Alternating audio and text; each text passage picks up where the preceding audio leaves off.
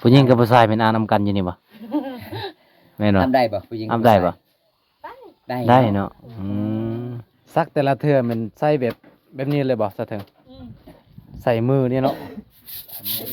อันนี้คือเครื่องสาวเถิงพี่น้องเบิดสำนี้บ่เครื่องเจ้าบ่ เบอร์สนิท บ่ มีเครื่อง มีเครื่องนุ่งเนาะยืนกันหมดเลย หมดเลย มาทำนี้ ส่งกับวัดสนิทเสือกับวัด ถ้ามีผู้ใหญ่ใจดีแบบที่ฝากให้จะเอาบ่เอาบ่เครื่องเก่าเอาเนาะ เอา กาผู้ใด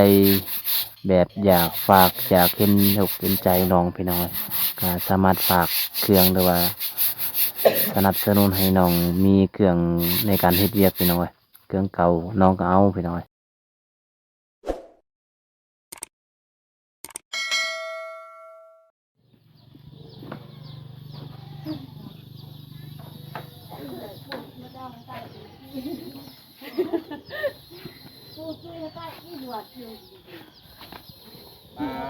สวัสดี สวัสดี สิไปใส่ จะไปซ้ายจะถึง ไปซักเครื่อง ไปซักเครื่อง สักเครื่อง ใกล้อยู่บ่น้อง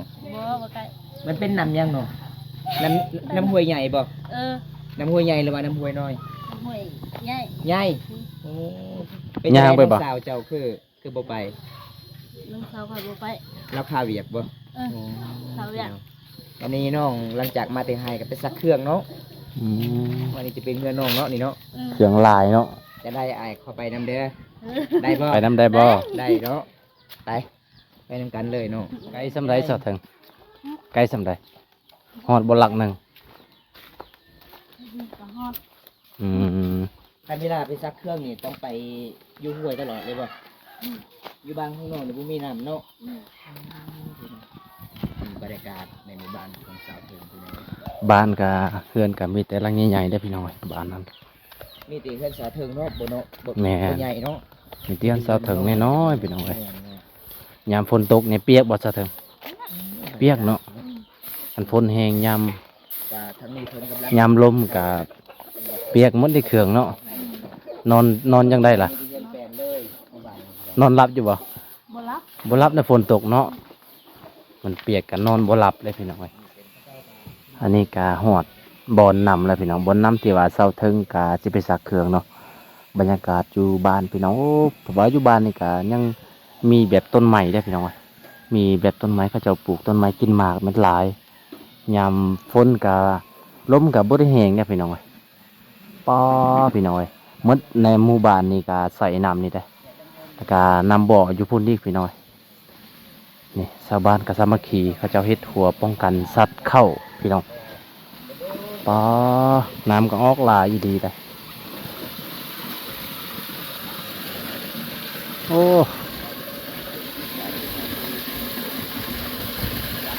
วันแรงเหมือนเซาเทิงกับบริออกไปให้เนาะบ่ได้ออกไปให้ไปสวนกาพักพรพี่น้องเพิ่นว่าเมื่อยกินข้าวกับขึ้นบ่ายโมง1 โมงมากินข้าวกะเมื่อยแห้งก็เลย พักพรตอนแรงบ่ได้ไปพี่น้องก็มาซักเครื่องต่ออีก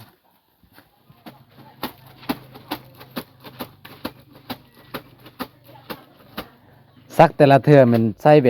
บบนี้เลยบ่ซะเถิงใส่มือนี่เนาะแล้วก็ใส่บุรถพร้อมพี่น้องถ้ามีจักรเนี่ยก็สิสบายเนาะแต่ว่าบ่ได้มีจักรก็ใส่แบบซักแบบธรรมชาติเอาพี่น้องครับเอามือแล้วย่องให้ขี้ไข่ออกได้พี่น้อง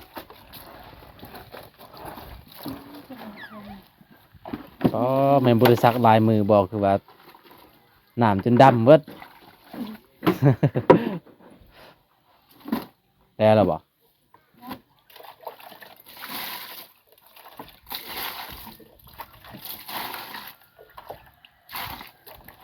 มือนเพิ่นกะสิออกอีกพี่น้องเพราะว่าเสียหญ้าบ่ได้แล้วก็เลยออกทุกมือออกจนแล้วพี่น้องมันต้นกระปุกบ่เซาเถิงมันต้นกระปุกบ่ปุกมันต้นพร้อมเนาะพอได้ขายปีหน้าปีนี้ได้ขายบ่ปีนี้นะบ่ได้ขายปีนี้นะ ใช่ยังน้อย อืม บ่หลาย บ่หลายเนาะได้บ่ให้ตาหนึ่งได้บ่ให้ตาหนึ่งรู้จักที่ให้ตาหนึ่ง ห บ่ฮู้ เราหลัง สาวถึงบุ้งเฮกตาร์พี่น้องเอ้ยเฮกตาร์หนึงก็100 คูณ 100ก็เฮกตาร์หนึง 3 เมตรคูณ3 เมตร 3 เมตรบ่บ่ฮอดบ่เฮกตาร์หนึง บ่ฮอ บั ด ด เนาะ สุนคันเหี้ยก็บางเถื่อเด้อ เออ มันก็แบบไปก็ให้เรือไปบัดห้อง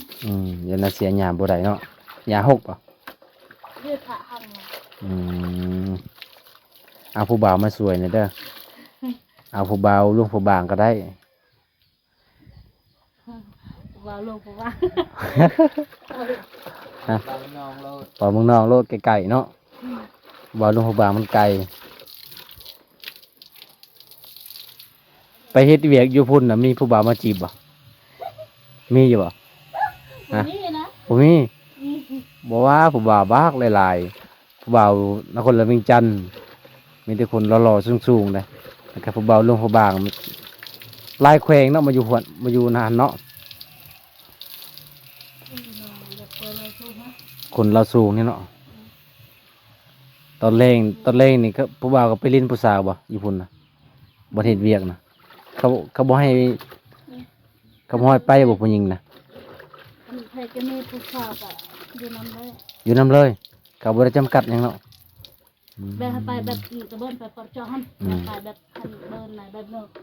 เนอะแล้วก็ครบแล้วก็เลยเราตาแบบเลยหัน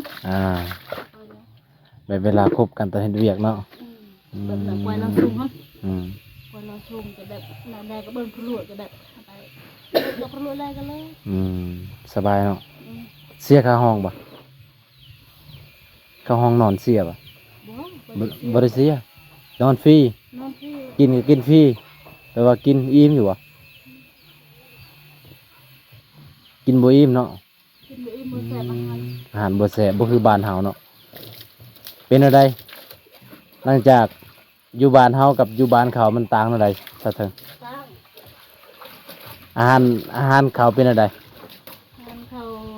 เร็วไป จางบ่ ไปไปเนาะ บ่มีแป้งนัวบ่มีเกลือ แบบไปเที่ยวแล้วหัน อ๋อ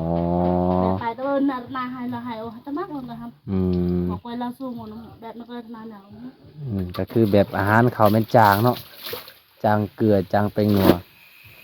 มักเผ็ดกับจางเนาะ จะจังบ่มีกับเผ็ดเลย แต่ว่า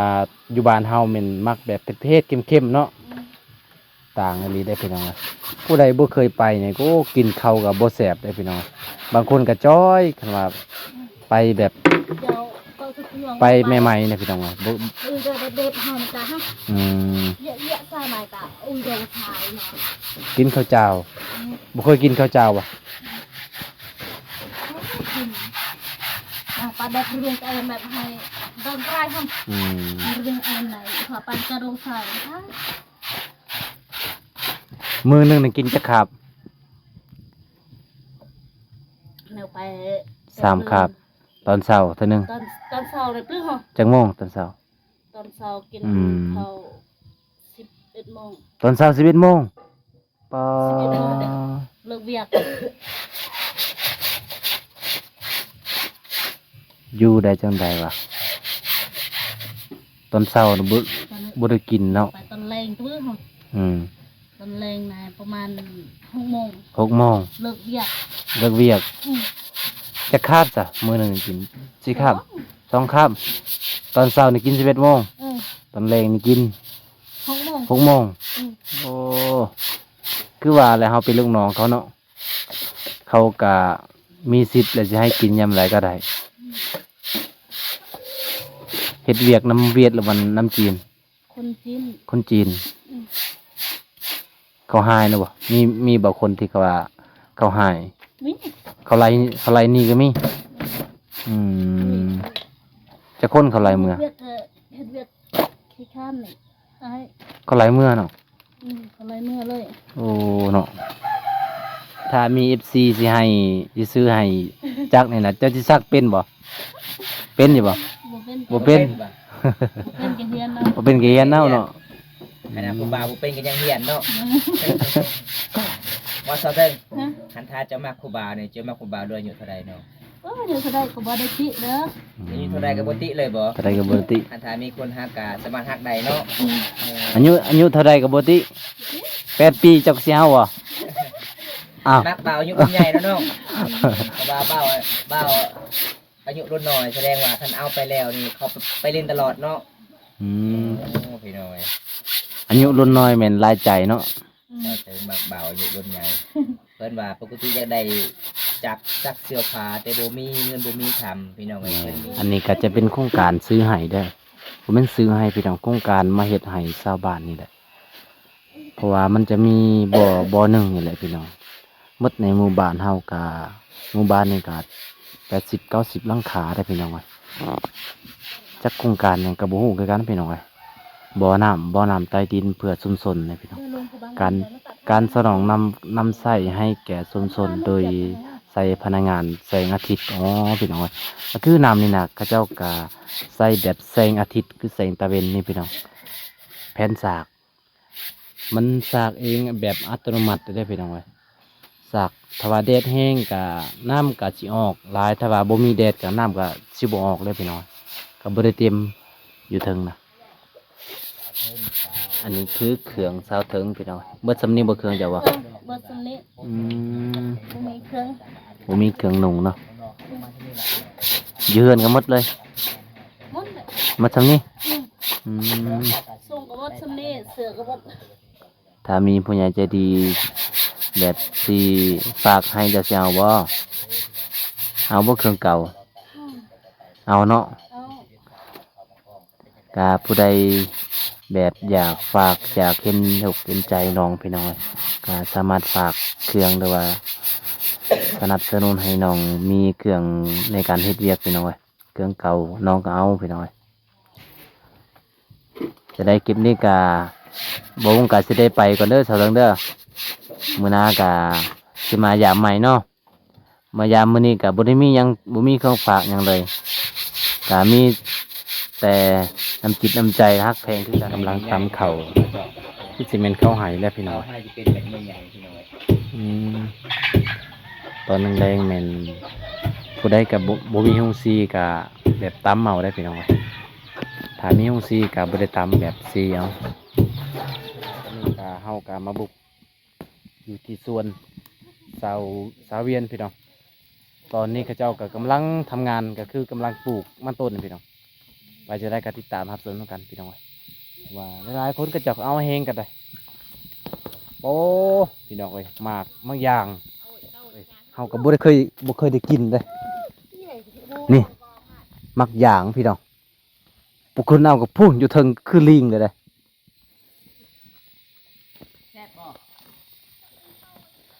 ใกล้กะเฮาหั่นเหรอก็เละปะนะ เหาะแล้วบ่เหาะบ่ บ่ขึ้นเป็นเลยพี่น้อง นี่นะเบิ่งลองเบิ่งพี่น้อย พุ่นโอ้สุกหมดเลยเนาะ ปีนเอามากพี่น้อยเป็นหลายเบิ่งพี่น้องเจ้าหยาดกันตอนนี้ มักยางพี่น้อง มาไอ้ยังอันนี้พี่น้องบางตากะบางตาผมนี่เลย บ่มีบ่บานจะบ่มีบ่ แสบเมนูให้แบบเจ้าจนหยาดกันจนกินกระแสบหลายพี่น้อง รสชาติมันจะเป็นยังไงพี่น้องปอพุ่นระวังถึกหัวเด้อมักยางพี่น้องปอพุ่น เก็บมาได้หลาย เอาเก็บเข้าไป นี่พี่น้องหน้าตามันจะเป็นแบบนี้เลยที่แสบขัดเลยพี่น้องเลย ตอนนี้ก็กำลังปลูกมันนี่แหละพี่น้อง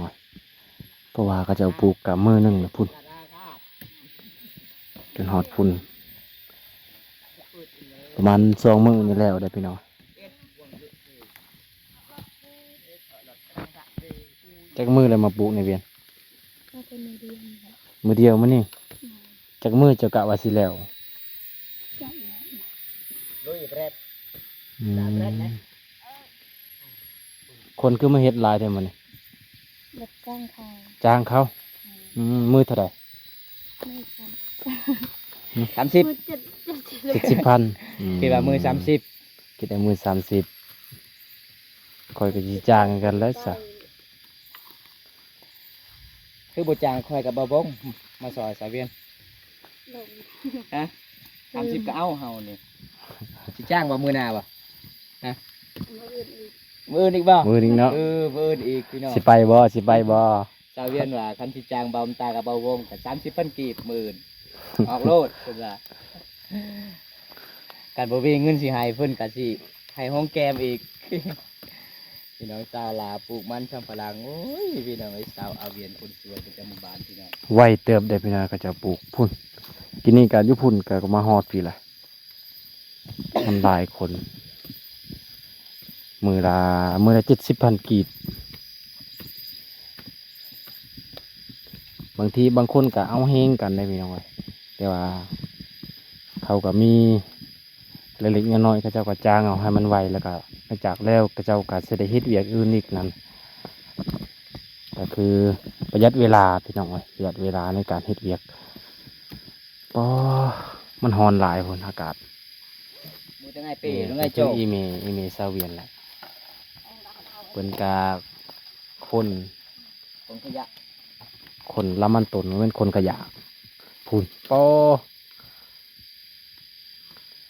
ลำมันก็ลำไทยจะเป็นน้องจักลำอีหยังกระบูคือกันนะบ่แม่นลำเวียดลำไทยจักตะงอกตะงอนจักเป็นหยัง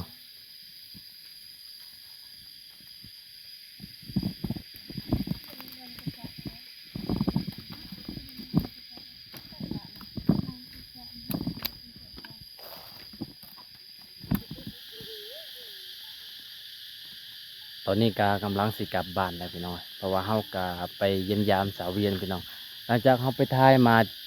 แต่งานดองพี่น้องงานดองก็คืองานดองอยู่บ้านเฮาแหละกาได้พ่อเพิ่นอยู่งานดองแล้วก็มาหาเพิ่นว่ามาถ่ายได้ก็มาถ่ายพี่น้องตอนนี้เพิ่นก็กำลังเฮ็ดเวียกเฮ็ดงานอยู่เฮาก็บ่จะกวนบ่ได้พี่น้องคลิปนี้ก็สิได้ปิดซำนี้ก่อนพี่น้องเพราะว่าก็สิได้กลับบ้านกลับซองก่อนคลิปนี้กล่าวคำว่าสบายดีพี่น้องบ๊ายบาย